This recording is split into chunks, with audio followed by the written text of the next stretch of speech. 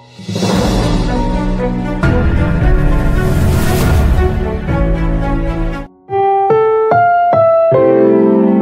programang ito ay rated SPG. Striktong patnubay at gabay ng magulang ang kailangan. Maaaring may masiselang tema, lengguwahe, karahasan, sexual, horror o droga na hindi angkop sa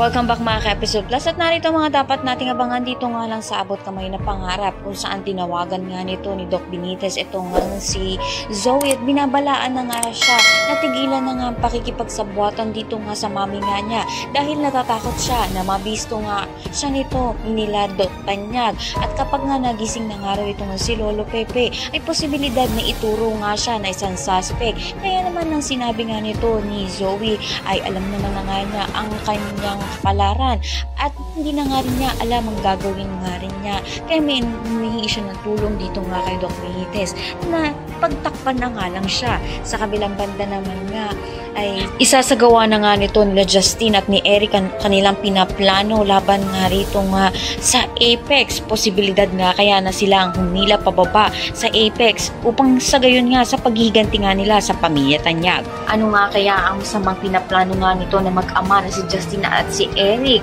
magiging kakampi nga kaya sila o kaya naman isa na naman silang kontrabida pumalit dito nga kay na Zoe at kay Moira. Lahat ng yan abangan natin. Maraming salamat, Sinta.